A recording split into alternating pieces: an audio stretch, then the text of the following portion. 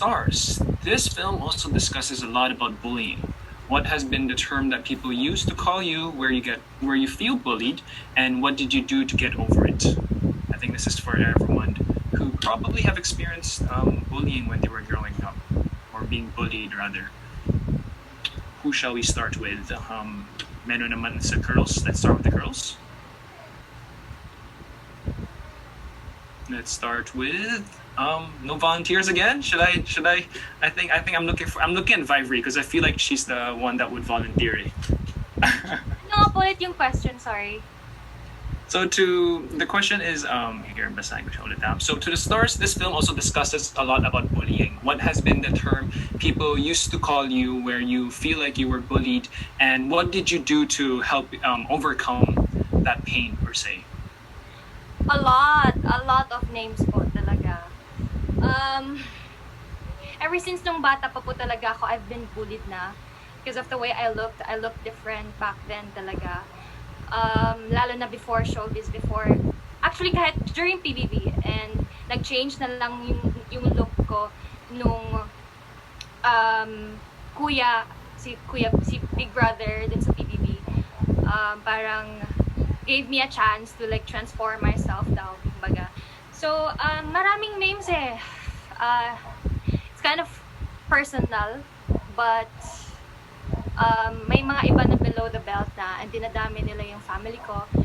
Pero that's the thing about bullying. You have to rise above it, and when you overcome everything na sinasabi nila sa'yo, parang you just want to inspire others and kind of like educate others then about bullying, kasi people think na they have power over you, and parang they're in control, kumbaga.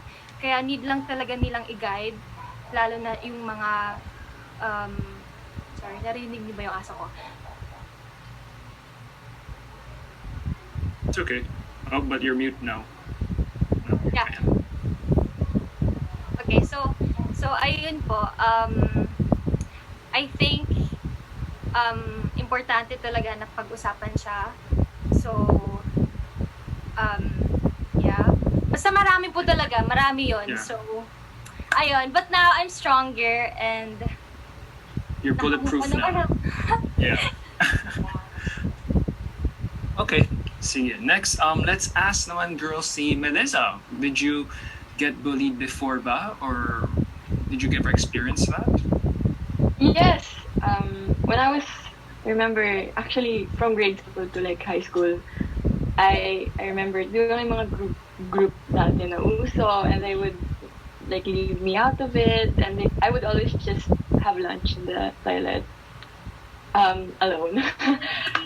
In the toilet? Oh my god. Yeah, no, but like, you know, that was because not a lot of people really liked me. I felt super I don't know how to explain it, but they didn't say words, but I felt it in my head whenever like they would just, I would just stay in the toilet, and yeah, I just feel like it's definitely a heavy thing to experience, especially as children. But syempre, it also makes us stronger as a person. It molds us, and as long as we don't take that trauma till we're older and we ask help, we seek help from our counselor, our guidance counselor in school, and I think that would have a better result, instead of, you know, keeping it inside. Yeah, kaya be kind. Oh, that's correct. It's always be kind. Yeah, it's free. Oh, yeah. Tama. Always be kind. And okay, I think Criza is volunteering to share something. Hi, Criza. Nakamute ka, sorry. Nagkaroon po ako ng problem yung phone ko. Okay po. Wait. Hindi ko pa alam paano mag-start. Siguro po nung grade 5 and 6, I was transferred to Pampanga, and then hindi po nila ako binubully physically, and like wala na sinasabi sa akin na anything, pero binubully po nila ako emotionally to the point like ayoko na po pumasok Kasi they made me feel, pinapapil po sa akin nila na left out ako, ayaw nila sa akin. Tapos, parang, palagi po nila sinasabi na hindi ako dapat doon kasi Tagalog po ako and lahat sila Kapampangan kasi po doon ako nag-aral. And then, parang, they limit me na hindi ko po kayang gawin to, ganyan-ganyan, kasi parang hindi ako kagaya nila. And for me, mas masakit po kapag binubully ka emotionally, hindi physically. Pero, same thing masakit pa rin siya. Pero like, when the person made you feel like you left out and hindi ka belong sa kanila, you just don't wanna go to that place anymore. Parang ayaw mo na lang pumasok. Ay, hindi mo na nila-look forward na pumasok, ganyan. But that made me stronger po. Like, hindi ko po siya tinake na negative. Of course, nasaktan ako, pero tinake ko po siya sa dapat ko siyang tatagan. Siguro po, direct! Siguro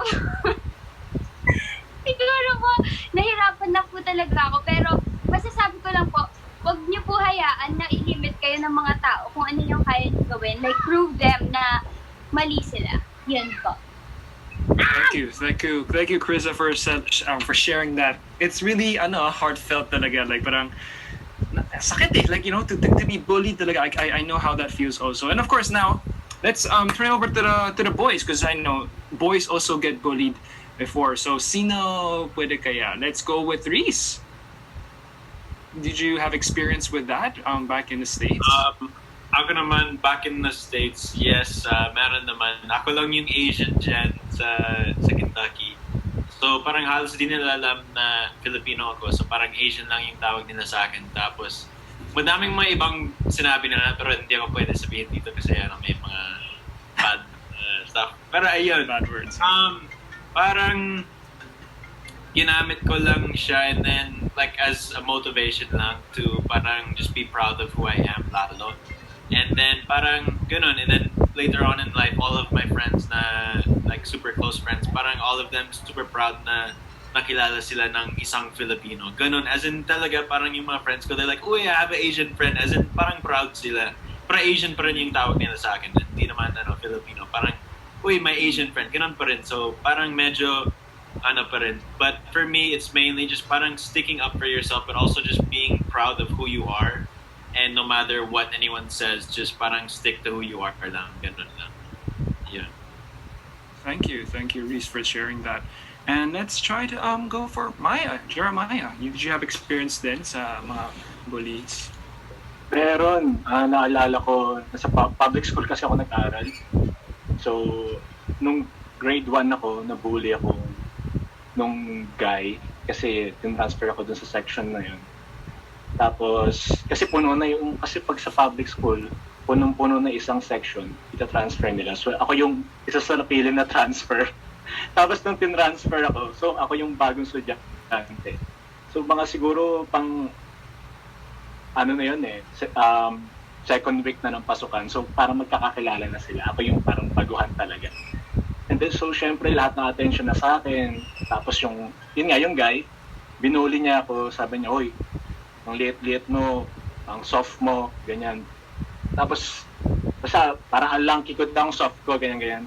Tapos, hindi lang words talagang sinasapak niya ako, ginaganon-ganon niya ako. Tapos nakatingin lang talaga ako sa kanya. Talagang, wala akong sinabi, tinignan ko lang siya talaga ng masama. Gigil na gigil ako.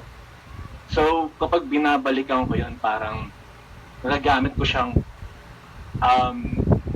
pain as a motivation.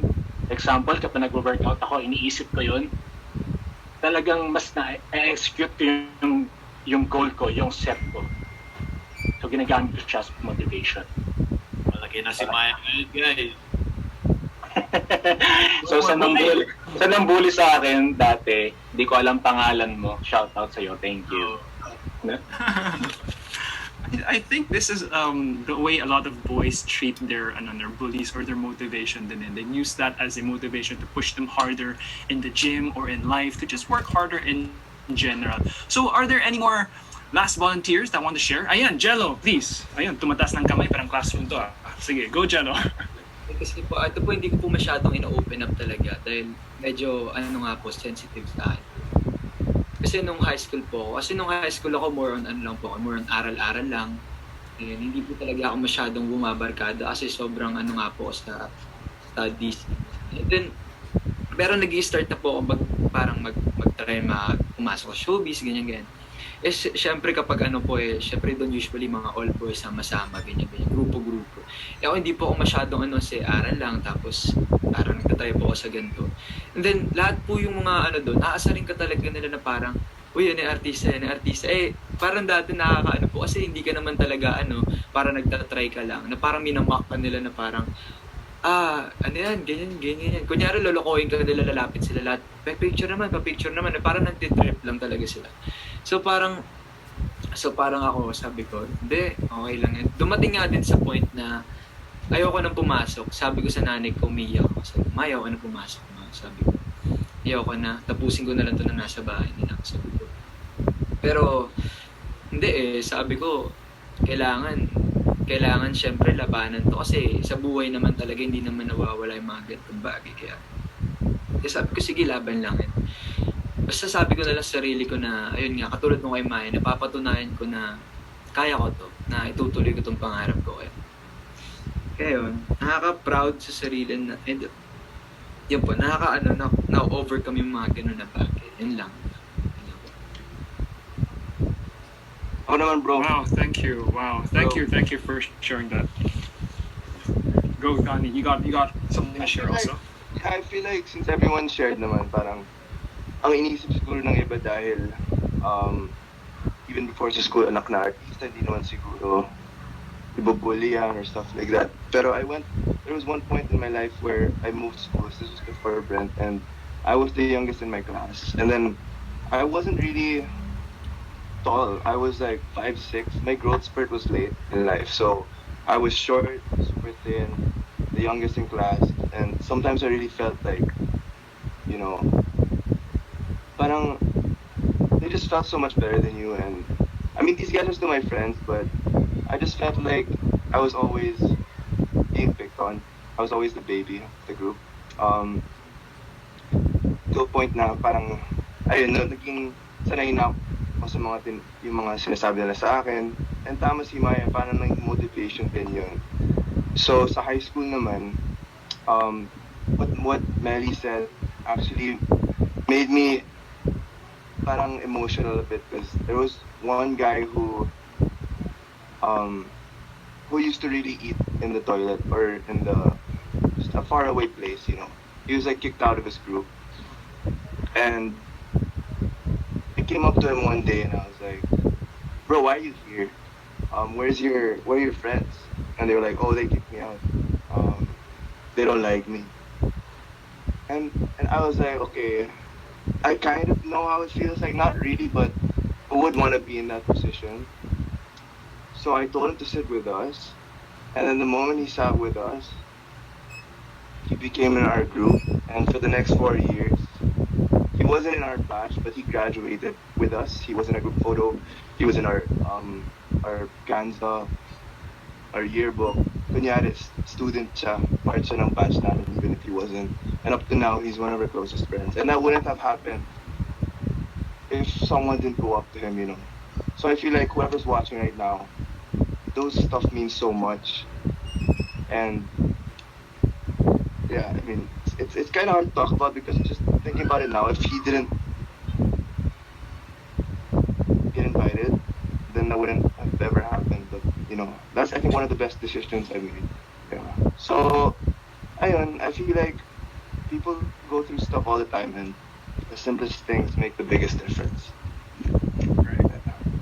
Thank you, Donny, for sharing that story. And it's true. Just to really wrap up what everyone said, though, grabe, like, bullying is really a serious issue, especially sa mga high school, sa middle school, sa primary school, and it's never right to bully. And sometimes, like what Donny shared, though, it's really just that one simple act of inviting someone who you feel like is left out, and that could completely change not only their life but also your own life. Like what Donny said, it became one of his closest friends. So I know for our viewers out there, I hope you guys take these as a reference point to really look back and see who are some people maybe you can reach out to, who maybe can change their life and also change your own life. So again, thank you so much everyone for sharing. And yeah, let's go back